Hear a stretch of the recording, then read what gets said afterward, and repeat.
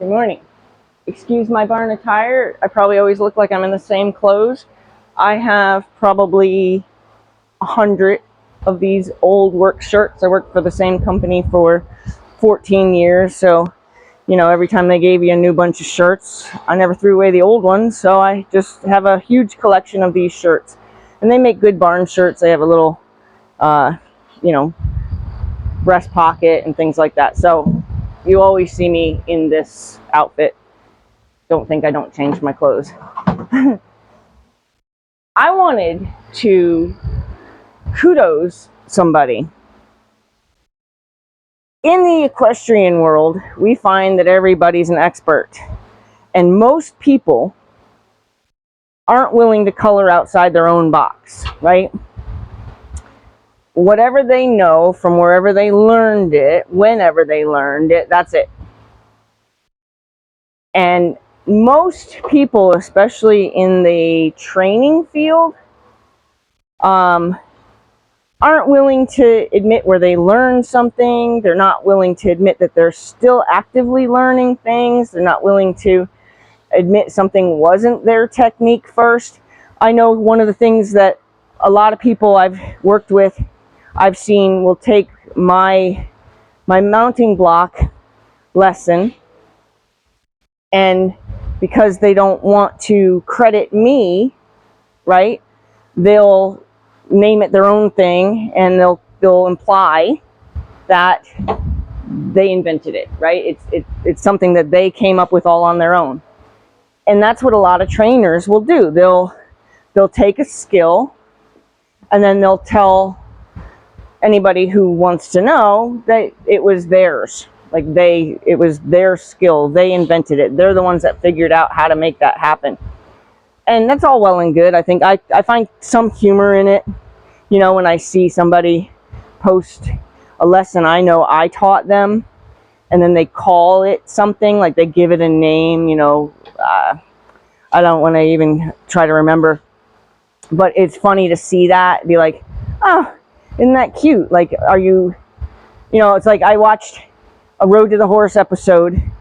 I wasn't actually at that event, but I'd been to as many as 10. But Stacy Westfall didn't want to admit she got any of her skills from the Pirelli program. So she had a carrot stick that was no longer orange, because, she wouldn't want to admit that a horseman's stick is what some people call them, whatever. She accidentally, it was pink, and she accidentally called it a carrot stick during the event, and then quickly corrected herself. Like she didn't want to give away where she might have learned some of the stuff she's using, some of her skills. She didn't want to give away the name of her college, so to speak, right? And I find that kind of, in a way, I'm flattered, but not flattered when somebody changes something that I've done and gives it its own name, and now it's part of their program, as if it was something that they already knew how to do. It is what it is. I don't teach you so you don't use it. But the other day, I saw a post from a young lady who's extremely accomplished in her equestrian journey. Extremely accomplished. She's part of a tourist show, and she's like the star of the show. And the other day, with her own personal horse, I think her horses in her show are her personal horses as well, but and I think maybe even the one she was talking about was one she uses for the show. But in her own personal journey, working with this horse to do something different from what they do in the show, she said that she had never figured out how to ask the horse to go low and long, that he's an Arabian, and his natural head carriage is high, and she wanted to teach him bridleless how to lower his head and go low and long while she was riding him bridleless. And she couldn't figure out how to do that. What I love is that she was candid. She came on Facebook, she wrote a post about it. She was candid that she didn't know how, and that she sought information. and and then she posted video of her results, right? She posted video of the beginning session and the results she was getting. And, you know, was what I appreciate the most is how candid she was, that she expanded her own knowledge through seeking what somebody else might have already figured out. But then what she could have done was just, you know, found that, used it, got good results, and then made it seem like that's just something she always knew how to do, right? She could have kind of made it still okay for people to not think it's okay to look for new education, for, you know. So I'm super impressed, because it helps other people perhaps recognize that even people you admire, even people you think have it all, even people you think are super accomplished and aren't learning anymore because they know it all already, are looking to improve their skills, are looking for what somebody else might be doing that could make what they're trying to do easier, or make what they're trying to do happen faster. I'm super impressed, and I just wanted to share that, because I really do think too many that think they're an expert in their field aren't willing to color out of their own box. You know, they're not willing to color out of their own lines. They're stuck with their own toolbox.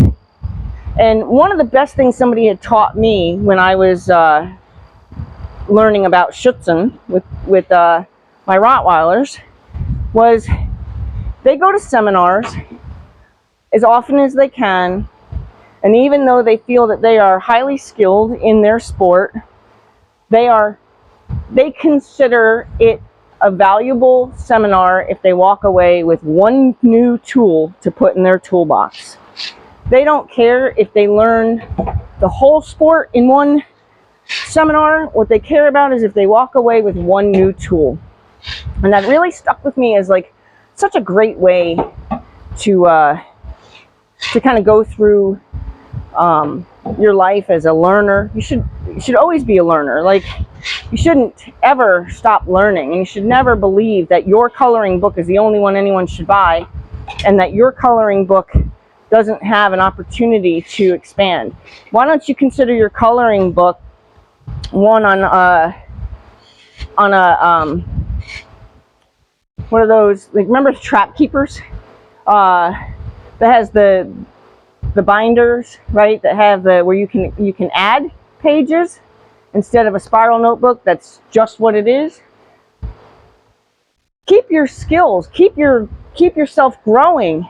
And then, you know, if you are somebody who's accomplished, don't be afraid to tell people that you're seeking to still better yourself. You're seeking to still collect new tools. You're looking to grow your binder. I think maybe if more accomplished people, more people who other people would look up to, say, hey, I didn't know how to do something. I checked out some other videos, I checked out some other things on the internet, and I found something that I thought would maybe make sense to me and my horse. I went out and tried it, and this is my result. You know, look at us now. What I couldn't figure out for 10 years, we're doing it now, and we're on the right path. And thanks to my open-mindedness to go out and look for it, and not to think that I'm so already good at what I do that I'm not willing to expand my knowledge. Super impressed. I even reached out to her to say, hey, you know, you're an inspiration, because people should see that just because you think you're good at what you do, there's somebody that's always better, or there's somebody that already tried it and now has figured out a faster, easier way to do it than the way you're bumping your head against the wall with. And it's okay to take somebody else's skill and adopt it into your new program, or adopt it into your, you know, your routine. It's okay. It's okay. There's no shame in continuing your education. There's no shame in not knowing something that can make things faster for you. Could she have figured it out maybe someday? Sure.